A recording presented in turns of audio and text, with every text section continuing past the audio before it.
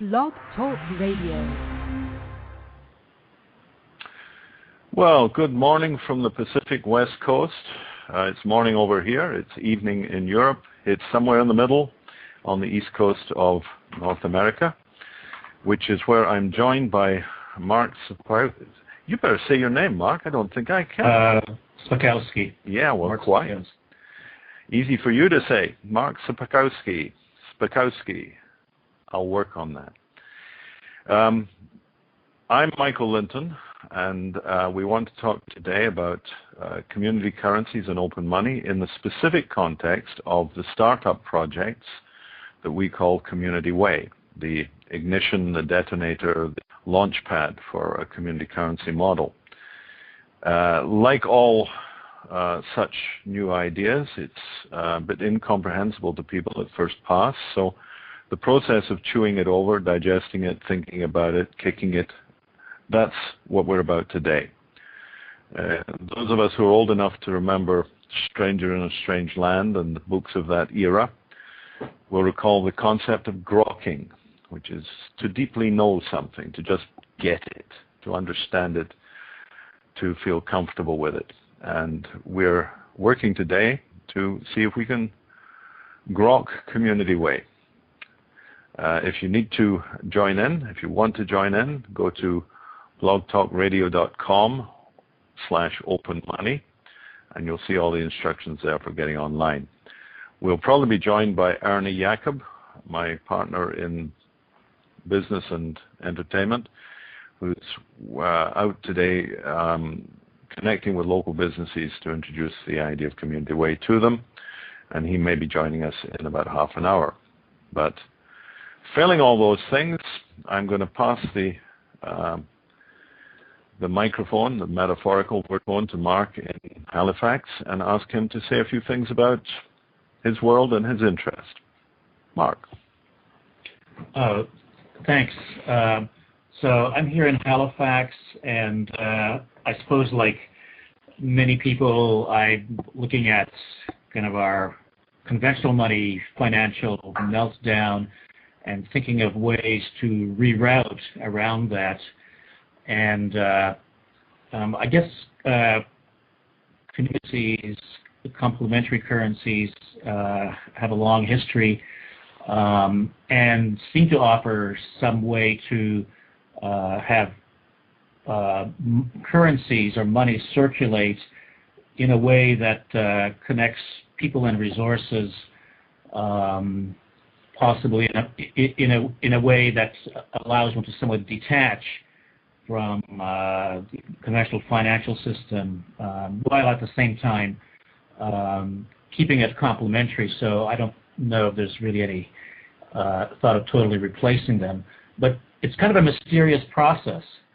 We're kind of we take money for granted, and I've been puzzling for years. You know, I've read books. I've read actually this book by John Kenneth Galbraith that was called Money, Whence It Came, Where It Went, which I think is a great title, trying to understand that. And so really the starting question is, if we're going to have a community currency allow goods, things that are necessary for survival, have that circulate better, how do we get that started? And how do we get people who produce, or merchants or businesses, to get involved in the system? How do we kind of launch such a currency, get people to start using it? How do we circulate the money? So those are kind of the general questions I have. Well, they're the right ones. There's no doubt about it. I mean, the question perhaps even before, how do we start it, why do we start it, or what are community currencies for? And you've already addressed that. It basically, there's no money around here, or not enough. We can't get on with life. Money's just a ticketing system, a measuring system. It's an information flowing that allows us to continually negotiate, give and get, move the stuff around. And when we're short of the information, no dollar bills in town this week, we can be dried out for lack of measurement. And the concept of community money is don't dry out. Come on in, we'll start currencies. Now, plural currencies is a big idea, and it's very important to at least entertain it. You don't have to do many, many currencies at the outset, but I do assure you that in the long run, in fact in the medium run, and even in the short, multiple currencies are much, much more effective than trying to get one dead right. But to get the field of the game going, it's important to have a nice, clear-cut demonstration. I draw this like, suppose you've just invented music, and in fact you've created the piano. Well, you better have a tune to play on it, because if people don't hear a tune on the piano, they won't know what music's for. We're in sort of the same game here. We all know a bit about music, but there's this new instrument, community currencies. Well, unfamiliar. It's not that new. They've been around for thousands of years in different ways. But to introduce this instrument into the current context, we need to demonstrate the tunes it plays. And the Community Way initiative, a general concept, can be modified, but should be carefully modified if it is, because the core elements are pretty damn particular. Community Way is our Kickstarter. It's the demonstration package that money, hard money, conventional money for community projects and non-profits and good causes, using community currency and showing businesses in the process how their use of a community currency generates business, generates loyalty, generates a microeconomy for them. And like a bicycle, the only way to really find out about it is by doing it. We could talk about bicycles for 20 years. You could see pictures. You could think about it as long as you like, but until you get your butt in the saddle, no.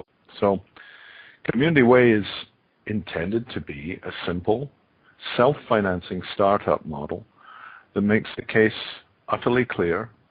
Money that goes around works, and works well. So the bicycle analogy is really good, because there's a kind of, I actually still remember when I first got my first bicycle ride going, and it took a little courage to go at a certain speed, and then you realize that you can kind of stay stable. So that's kind of the question: how is that startup? How do you get it going, and then how do you stay on once you get it going? Well, the standard method is you get a bunch of people and businesses together, and you explain it all to them, and you show them, and you do this, that, and the other, and then you wait for them to start using it. But this is a bit like getting the dance floor filled when everybody's a bit shy. It takes a little time to get people out there dancing, and they're done tentative, careful, $20 transactions and so on. And it takes a while for that to build up the momentum. So with Community Way, we want to jump past that level and take a sort of a running start at the bicycle by getting a significant amount of money, community money, into circulation. And also by having, in this particular form, a high assurance money. Now, here I've got to be clear about the general idea of mutual credit is that some people are in the positive and some in the negative, and it's just an ongoing balance between those who are up and those who are down, those who have given so far and those who have received, a to and fro. And this makes the money a little important for people right at the beginning. After all, who can you rely upon in this network? So to avoid that ambiguity and concern, in the Community Way model, only the businesses in the local community that are willing to support local charities and community groups with a donation in community money, only those are the underwriters of the money. So it starts with a collection of businesses, and we try to get up to 20 or 30 businesses by recommendation. Jointly sort of eyeball each. You'll do this if you will. you'll do this, I'll do this. So you get a collection of businesses who agree that they will do it if the others will do it. So you don't start one by one by one. You start with 20 or 30 who've had time to assimilate the idea and review it and get to know each other a little bit, and then they can say, yep, we're in for this. And they make donations in the community money, not cash. Very important to make that clear to them right at the beginning, and again and again and again. They are never asked to part with cash. That's always a difficult thing for a business, to part with cash, even for the best of causes. So don't ask them. Just invite them to contribute community dollars, which are based... But where do they get the community dollars? They create them by their declaration. See, a community dollar is basically a promise that I issue, or my business issues, that says,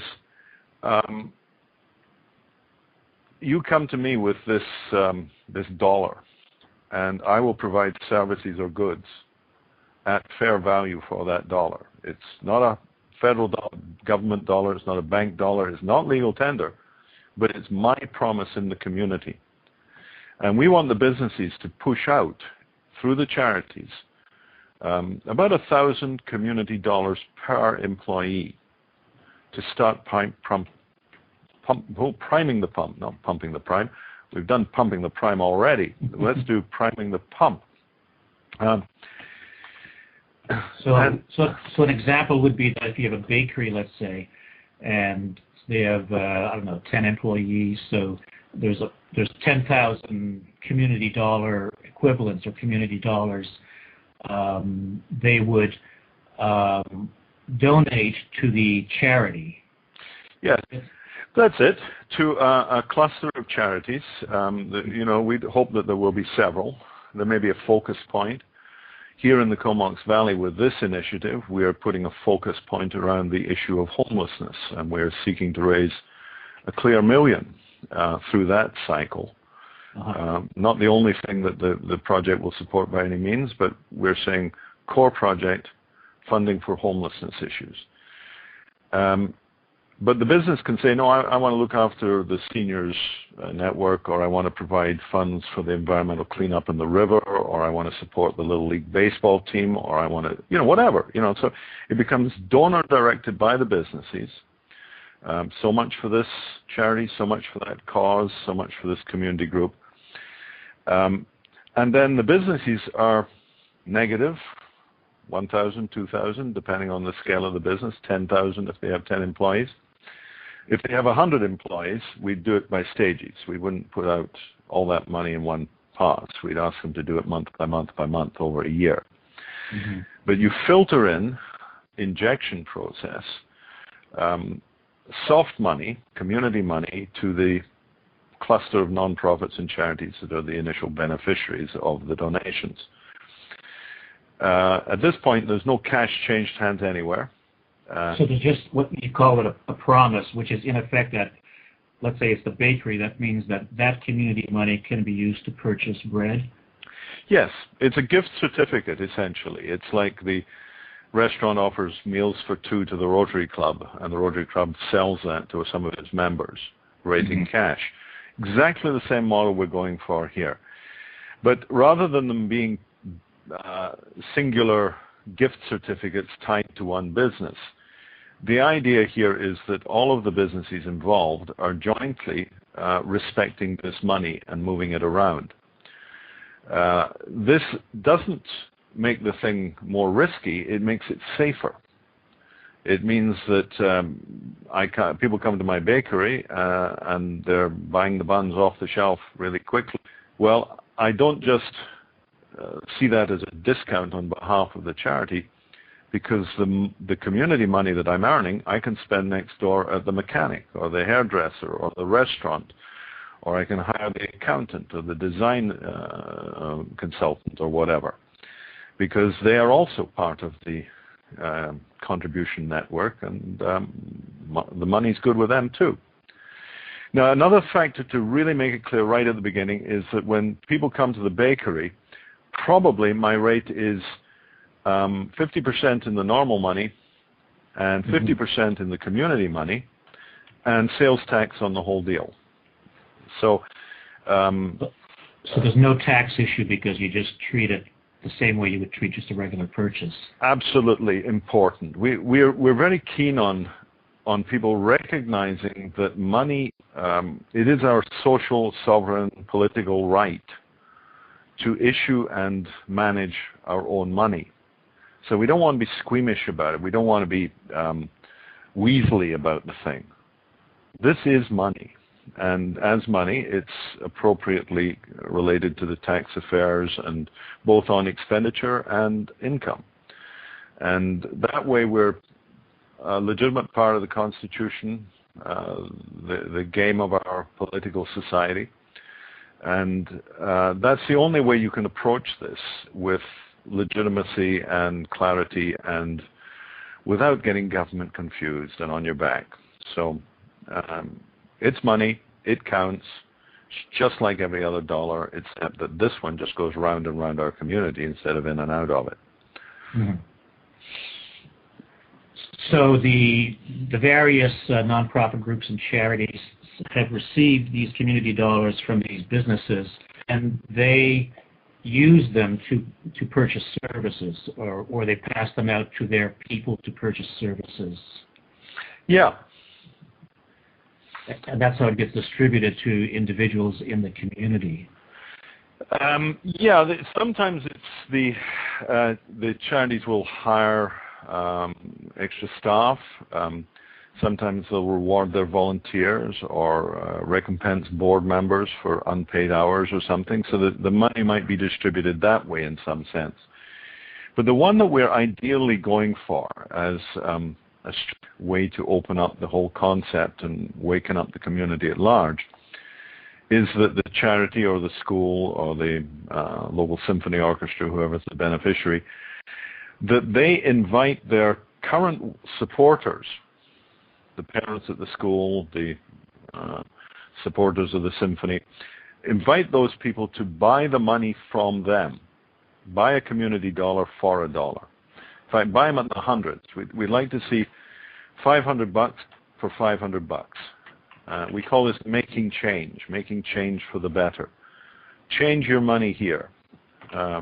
Raise its level of integrity and support and all sorts of things.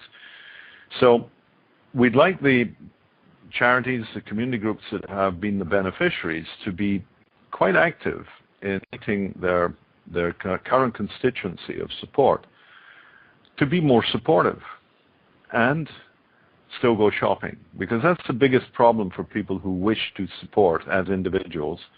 I want to support my school. Well, that's nice, but if I put cash into the school, I can't put it in my grocery bill.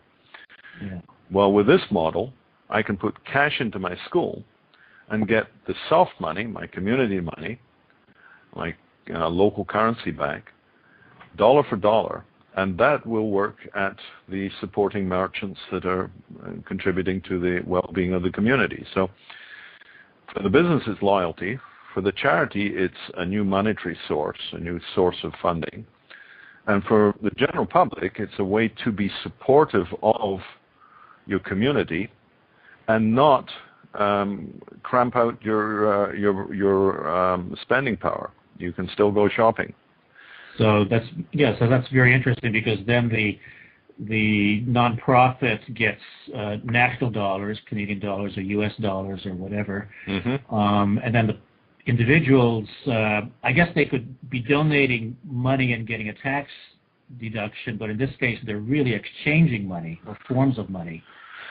Yes, any tax deduction happens at the donation level from the business to the charity, and that will generally apply. If the charity is a registered charity in the U.S., a 501c3, in Canada, registered nonprofit, and so on, they can issue a tax receipt for the funds in community money donated to them. But for you and I supporting our school, we're just making change. I give them 500, I get 500. There are no tax consequences to me or the charity in that exchange. It's just like changing 2 tens for 20, really. Nothing has changed. We've both got the same value we had before we did the exchange. It's just we got a different convenience. So no tax deal on the changers. And I suppose part of the convenience for the community is that the money circulates within this loop, which is within the community, and so it keeps circulating, basically. Yeah, we look at this like you've got a flywheel. A community currency, we call it a money go round, because the money you spend inside the community can't dribble away, it can't spin out like money out of a washing machine. It's on the spin cycle, the money's spinning out the drum. Inside a community currency, it's all sort of contained by the nature of it. There's no sort of legislation or morality or you've got to spend local. It's just that's where you spend it. You can't take this money to another part of the world and expect it to work because people there don't shop much in your town. They don't want the Halifax dollar in Berlin, at least not yet. Mm-hmm. So if you've got Halifax dollars, you spend them in Halifax. So it just goes round and round and round. Now, this is an odd idea. We are so used to money, when you spend it, it's gone. So the fact that it just goes round is in itself quite a revealing and a revelationary process. Different world. And I'm picking your question there again. If you look at the community currency like a little flywheel that's spinning, every time somebody flips a few dollars from their normal consumer spending into community support this way, they're actually giving a substantial kick of the same number of dollars into this community flywheel. So every time you make change this way, and we would expect in some respects people to change a couple $100 every month, just on principle. I've got a steady job, maybe I'm a school teacher, maybe I've got a pension coming in that keeps the cash flow going. Well, I can still flip a couple of $100 because I can move that through my grocery bill, my restaurant spending, my car repairs, my health care, whatever. And by making that change, I'm adding momentum to the flywheel every time I do it. And that flywheel is the momentum and inertia of our community's local microeconomy. It's the stuff we need. We've got to get our show on the road again. We've bled ourselves dry with this silly money game that's been running for the last 100 years or so. I suppose one of the synergistic effects could be that since the money is staying more regional, you're actually promoting more local use of resources, which means encouraging people to buy locally, which reduces transportation costs, carbon costs, and so on. Yeah, we've had a situation for hundreds of years where it's money people. If you're a business and you got to look at, do I employ somebody locally or do I get this shipped in from the third world? It's usually cheaper over there. And since money is the stuff we're all short of, it's just business, nothing personal. You're out of work. I'm going to get this from China. Well, that's the valuing of money over persons. It's the same thing that says a piece of equipment that makes 10 people unemployed is a good thing. Well, by turning the money back into, there's plenty of it around here, it's available, what will it apply to? Well, it will apply principally to what I call slack labor and slack resources, the space of people's underemployment in our community. You and I have talked a little bit about the health issues. We have a health crisis in Western societies now because so much of the health budget is in the government's tax budget, and there's a limit to that. So we have intense pressure on health supply, underemployment, not enough people in the health business, and those that are underpaid and overworked, all because we're short of money.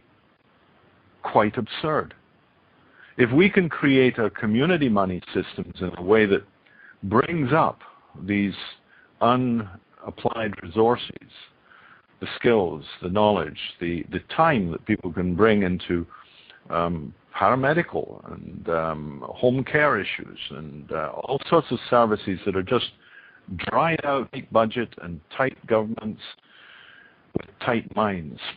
I've got to get past those guys. So, which actually brings up a question: if some services are provided by government, provincial governments, like health is provincial. I mean, they will hire private delivery suppliers, but so how would this model work with a hospital or a clinic, emergency room, or an elder care center that's kind of government funded? How would you use a community way type system to pay for costs that way? Well, I think there's several points of entry.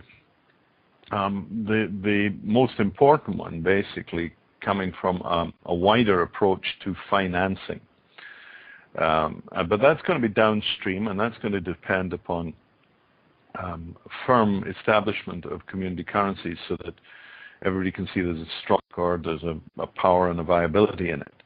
At the early stages, the introduction by governments is going to have to be really slow and careful, because governments have got to be slow and careful. And our expectation would be that it'll be through things like elder care. It won't be in direct hospital services. It won't be in emergency services for a while. It won't be in physician payments. It won't be in direct payroll. It might be in services acquisition.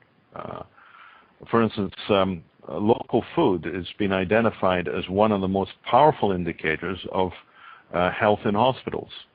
Get some good food in there. Get it locally.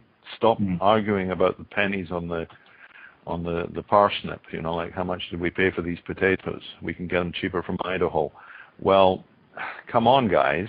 Let's using the resources and the organic nature of our community's ecosystem and resources to produce the food that we need.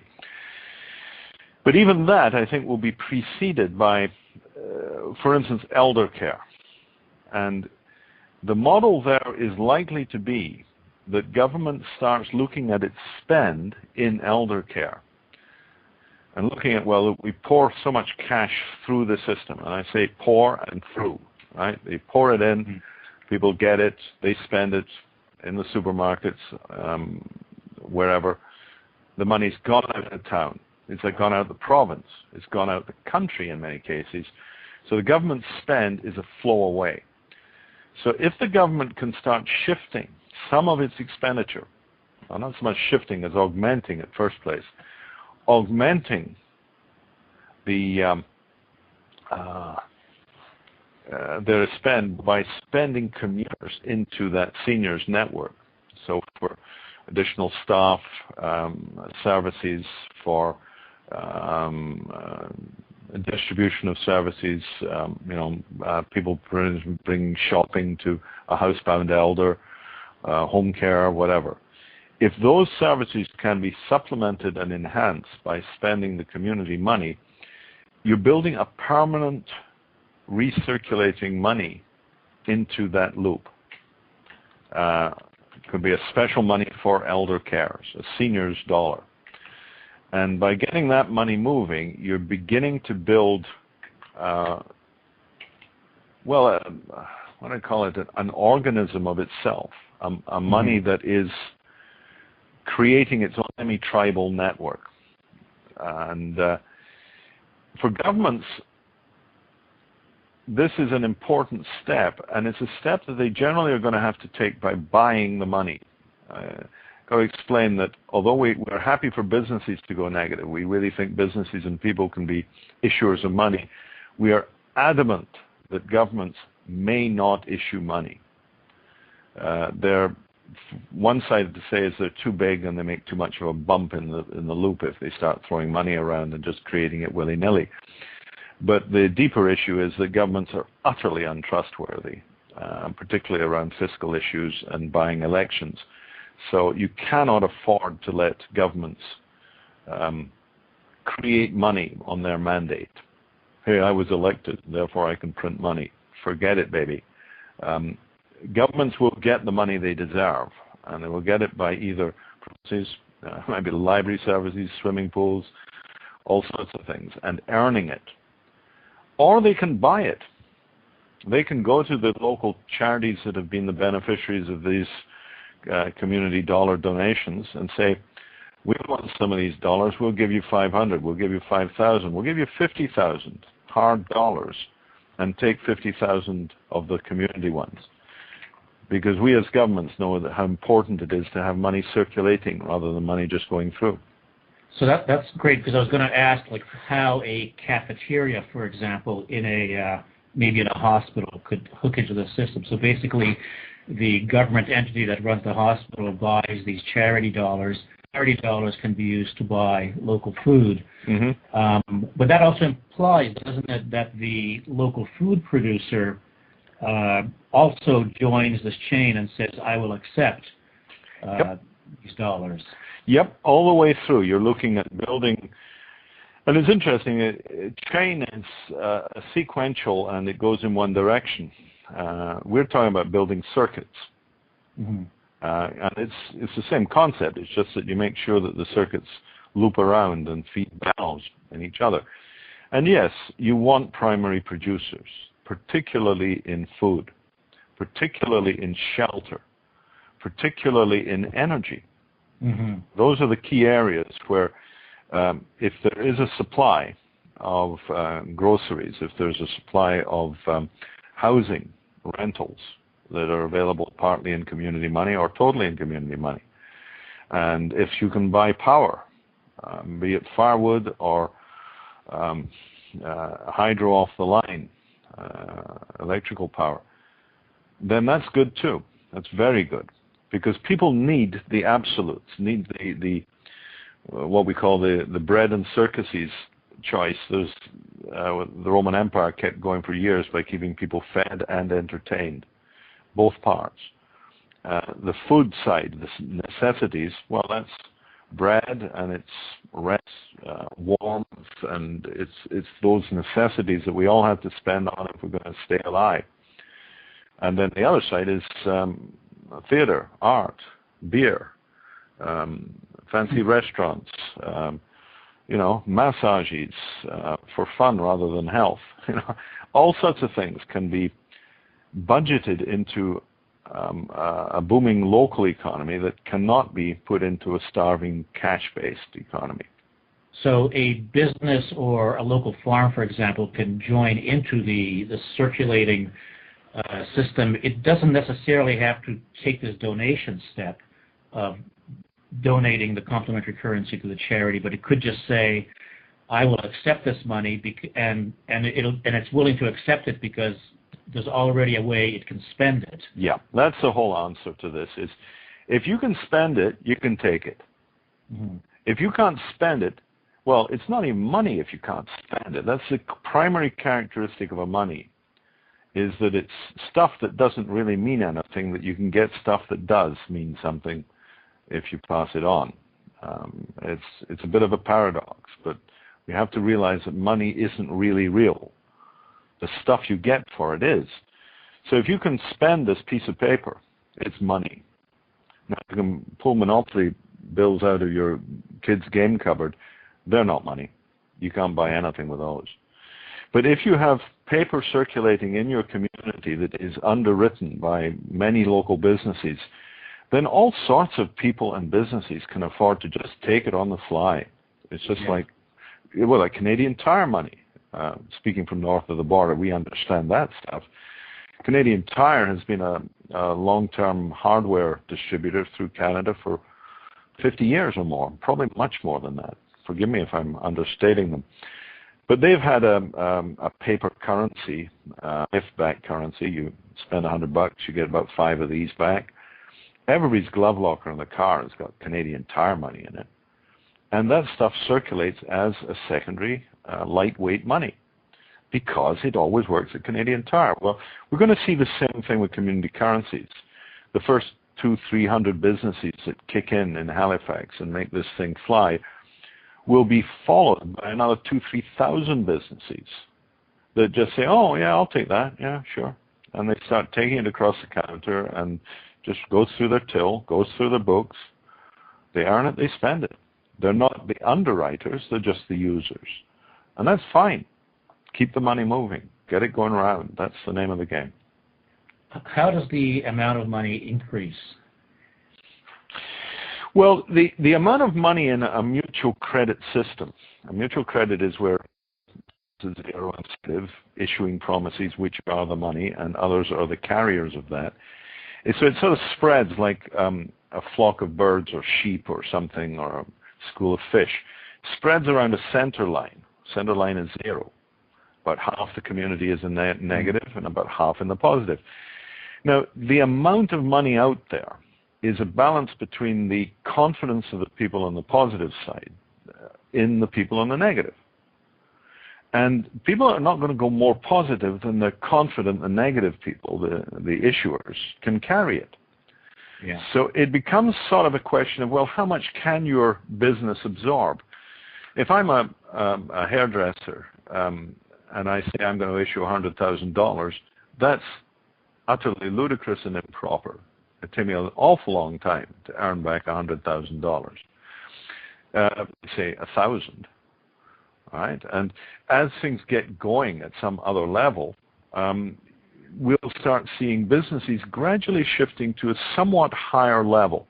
I'm not going to say what, because we don't know, but I'm sure it'll be more than about $1,000 per employee will be the level at which a viable, persistent local business can float money out into the world and benefit from it. But it'll be an organic, self-monitoring process. There will not be a committee of credit that goes around and tells you how much money you are worth and can issue. That'll be a measure of behavior and sensibility more than anything else. Mm-hmm. Sort of thing that works very well in smaller groups and progressively weakens as the groups get bigger and bigger and bigger. And in our conventional money, that would be a sin and a heresy. Oh my God, you mean it can't get huge, monumental, massive? Can't be worth anything. Well, actually, inside the looping and the convergence and the recycling of these monies, small networks are great. Now, the more small networks we have in our communities, the better. Regions of the city, demographics, the old, the young, the gay, the ethnic groups. They can all have their own monies. Why not? So, right, you mentioned multiple currencies at the beginning. So, would each? So, how would that work? So you have some kind of a special demographic or special interest group, and they already have a circulation of resources and needs happening, and they set up a currency. Mm-hmm. And then do you then have a question of how does one currency relate to another currency? Generally not. Your first part, yeah. Each group can just set up a currency. My neighborhood can have a little currency, maybe measuring in time, because over the fence we look after each other by time, and your lawnmower, my work on your roof, this sort of thing. Mm-hmm. Kid networks, like I've got 3 kids, you've got 6, he's got 2. Who does the babysitting? Well, we'll do it by the hours. Mm-hmm. And those little networks, or car sharing networks for bringing people in and out of their workplace, they can be set up pretty much on the fly for the purpose. Almost like an email group is set up on the internet or a social network on Facebook. You just say, oh, we need a network for the dance next Thursday. We're going to run a dance. Let's start a little network so we can communicate about it. Right? You could have a currency as well. You could have a currency for your local baseball team, currency for your whatever you like. And there will be those currencies. Now, the real point about a community currency is that it's an enclosed recirculation and reciprocity of effort and giving and receiving. And if you join into such a currency, the intelligent thing to do is to look at it as recirculation inside that group. So you don't really want to come, how do I get out of this? Mm-hmm. That's sort of missing the point. And so there's no provision for me looking at, I'm in 6 currencies and I've got so much in my neighborhood and so much in my regional currency, and I think, well, I should shift these. I can't just move them from one account to another. Like in my bank, I can move money from my saving to my checking account. That's the same money in my bank. It can go anywhere. Who cares? But inside these community currencies, no, my regional isn't the same money as my local, and it's not the same as my neighborhood, and it's not the same as my school money, and it's not the same as my music community, and it's not the same as, they're all different. They're probably all measured in dollars, and if I'm feeling I've got more of one than I need, and I'd really like to have more of the other, then I'll go on my local Craigslist or eBay and say something like, got local, want regional. Mm-hmm. And I'll look for somebody who says, got regional, want local. Mm-hmm. And then you and I will just do a deal. And it'll probably be at par. That's the ethical way to do it. $1 is $1. Let's not squeal about it. So I'll give you 500 local and you'll give me 500 regional, and we'll both be happy. But the change between them is a very secondary issue. It's not the intent to set up something like a stock exchange or a currency arbitrage network of some sort. Such things will happen. There's no way to sort of prevent or block people from using this money as they choose to. Now, I'm not going to tell you how to spend your money, who to give it to, what you're going to pay. You may pay too much for that bicycle, but that's your problem. I can't tell you that you may not pay too much for that bicycle. And I can't tell you may not change this money for that at 80 cents in the dollar. But I think you're a fool. A dollar is a dollar. You earned it. Don't give it away. Mm-hmm. Get value for it. But that's not built into the system. That's built into the society within which the system exists. And people will do what they choose with their money. That's how it should be. So actually I have one, maybe it's a final question in terms of what form this money takes, because I guess the actual currency could take paper form, mm-hmm. and I suppose there's various issues about how you generate that and keep it safe.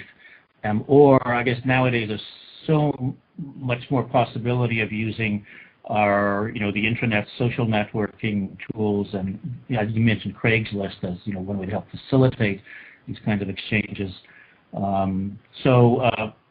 example, in the Comox Valley, does this say paper currency that you have? Oh, yeah, but the paper is a good start, but it's only a start. And unless you can get beyond paper, you're going to be stuck at one currency in your region, because no merchant is going to say, I take the federal dollar and I take the Halifax dollar and I take the Dartmouth dollar and I take, they're going to say, oh, hold on, I'll do federal and one. Right. Yeah. But you can see that if there were going to be 400 currencies in Halifax that all had different print forms and sizes and designations, it'd be crazy. And so a merchant would say right away, I'm not going further than number one, Now, if on the other hand you do it through account clearing, swipe cards, smart card, the latest thing being these proximity, subway tokens, you charge up your card and you just use it for 3 days until it's gone flat and then you recharge it. Mm-hmm. And those are just proximity swipe. Go by, wave it. And cell phones are being equipped increasingly to carry pay-as-you-go wallets. A lot of this stuff around. Well, ideally, that's where we're going. But ideally, it's going to cost a little time and a bit of money. And if you don't have the time and the money, simple thing to do is quite simply print a piece of paper. And that piece of paper would be equivalent to a traveler's check in the old model. Mm-hmm. This is a piece of paper. It's worth $20, and it was signed off by this issuer or business. And it's good around all the businesses in town that accept it. So if you have something that's a good-looking check-like money denominated in 20s and 10s and 5s, sequence numbered, resistant to photocopying in various ways so that people's confidence is still established, then you can stir the game that way. And that's how we're starting in the Comox Valley. We're almost up to our first 30 businesses, probably be a net, or rather gross contribution to the charities in the region of 50, 60,000 from that group. And the project funding comes from a further $100 community dollars per business employee. So in addition to them putting out 50, 60 for charities, they'll be putting out 5 or 6 for the initial development funding. And that will grow. We're intending to run through a total of about $100,000 of project budget through this cycle. But the first 5, that'll pay for the printing, and that'll pay for an issue of some fairly comfortable little banknotes, preferably on some high quality, maybe bamboo or hemp-based paper, something that's very strong. We don't want this looking like cheap paper because that just diminishes people's comfort with it. People are very mystical and superstitious about money, so give them something that feels good.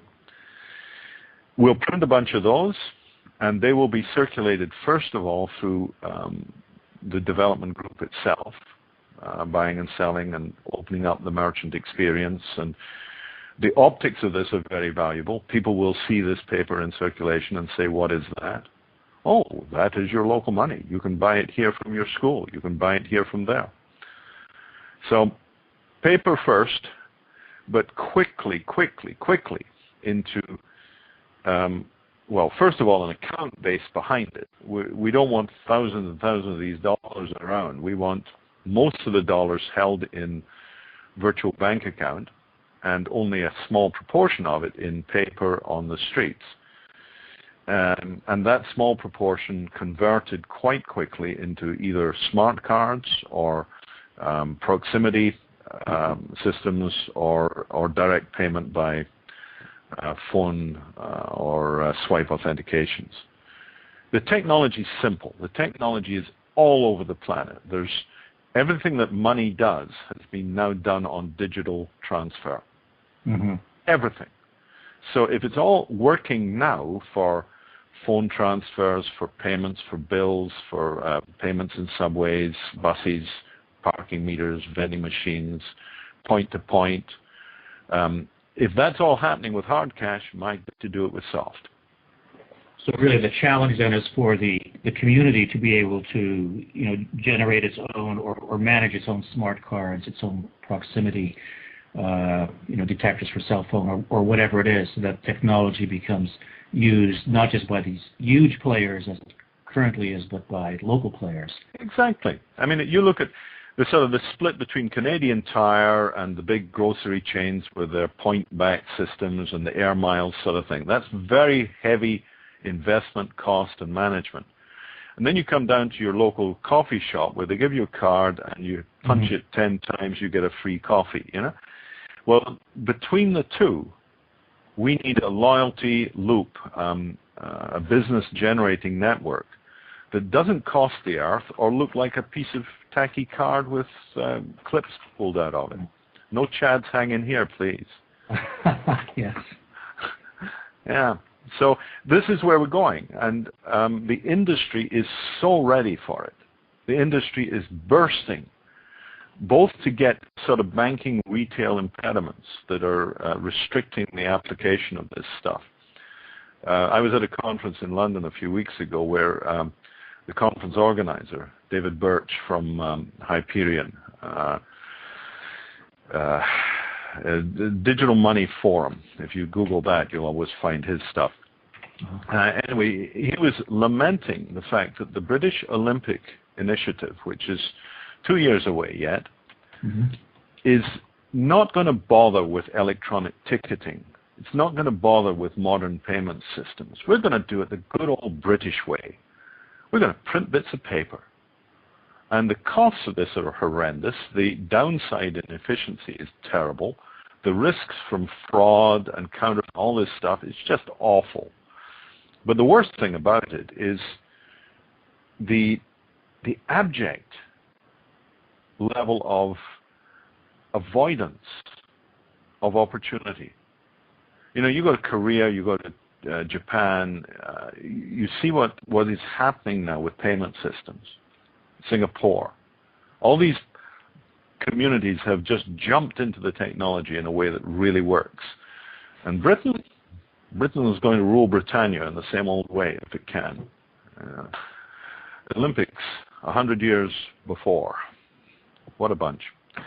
So the industry wants to get in there, but it's got to sort of break through the institutional impediments. And perhaps the way to get into solid cash processing is going to be through going through soft community currency processing, opening the doors, getting the equipment out there, getting the consumers comfortable with it, and breaking through the bank and retail deadlocks. Very interesting. Well, this has been very interesting, Mark. I appreciate your questions. The only thing I'd say about them is you know too much already. You're already quite a smart monkey in this business. So I think that you understand too much for your questions to be as naive as most people's questions are. Well, in a way, that was actually my next question, was how do we get this story circulating? Because it seems, it's a great story. And and I think stories are how we understand our world, basically. We buy into stories. Stories and games, the two, yeah. Absolutely, yeah. And the thing about stories is they're very powerful, they're very personal, they evoke, they communicate, they get tangible for people, and that's great. Stories, however, take time. I mean, we've been talking for almost an hour, and somebody who'd listen to all this would still have to listen to it a couple of times, maybe go out and read something else, whatever. And then they'd turn to their wife or their boss or their neighbor and they'd say, listen, I've just seen this great idea. It works like this. And their friend would say something like, yeah, but what about... And they'd ask a question that couldn't be easily answered, or the person didn't know the answer. And at that stage, the communication fails. Mm-hmm. There is no link and transition and replication happening. And the deal with what's called memes, the passing of ideas and behaviors, is the monkey's got to see to monkey do. There's got to be something tangible that we can pass on, and it replicates easily, layer by layer by layer. And we think the simplest thing to do is to invite people to play games. Now, a game is low risk, it's low exposure. You can pretend all sorts of things to yourself and to the world as you play a game, so it's not the same as actually betting your time and energy into a real money system. And we have a game called Let's Play, which is quite straightforward. It's not a hell of a lot of fun. We're not going to say people should do this and have a jolly night. No, it's a bit like playing crazy golf in the dark, in my view. You run through the motions, and at the end of it, you find out what you scored. And we have a game that you can play in groups personally, 20, 30 people in a room. It takes a couple of hours. Or you can take it online, and we have, if you go to openmoney.org/let's play, all sorts of information. An emergent online game. It's not polished, it's effective, but a little clunky, but it will be less clunky very soon, I'm sure. And the thing about that is that I'm a person who hears about this, but instead of trying to explain it to my neighbor, I say, look, tell you what, go play this game, and then we'll have something we can talk about. So the meme passage, the passing of the contagious idea, isn't you've got to understand community money. This is how it works. That's hellish difficult. The easy thing is go play this game, and then let's see how we get on with a further conversation. So the game and the story, those are our major moving pieces. And we'll be talking on Monday, I expect, Monday morning, 10 a.m. Pacific, 2 Eastern, anything between in the middle, and early evening in Europe. We'll be talking about the Let's Play game, which has a long and illustrious history, but has an even better future coming. And I invite anybody who wants to join us to come in and find out about the game on this channel, Blog Talk Radio. your friendly host from the West Coast. Hey, any closing, Mark, before we wind this one up and put it to bed? No, I think this has been, it's clarified a lot of things for me, and I think it's kind of told a story, and I'm really looking forward. I think the game idea is fabulous. I guess partly, we go through the motions, so it's not just in your mind, but it's in how you speak, how you move, as you play the game. So that sounds like a very promising approach. It actually also fits into one of the situations I'm involved with. I'm helping a ALIA Institute, which is Authentic Leadership in Action. They have a summer program, and one of the issues anyone who's putting on programs where people travel is more difficult, more expensive, and you have to reframe how you think about costs, and so currencies is kind of an issue. But in particular, I think the idea of storytelling and games really fits in as well, because this is the whole question of how do you get communities and regions and towns to rethink and refeel and get some of the real concrete feeling for different ways of being in this kind of situation, especially when it comes to money, which is so gutsy on some level. Yeah, it's that's a complete wrap. You've said it all there. Games and get in the guts. Only brings us back to beer and bread. But, beer and bread. But thereby hangs another story, and perhaps we'll return to the specific strategics. Beer has a long history as a currency. And I noticed the other day a Twitter that said that for a long time in Poland, the zlotny was pegged to the vodka. That's right, yeah. It's just a question of which way you look at these things, isn't it? Yes. So, without encouraging rampant community drunkenness, let us just remember that fun in the world, and unless we're having a good time, we're having no fun. Mm-hmm. So, I'm going to thank you, Mark, for your participation here, and I'm going to close the show and invite anybody who wants to download the podcast.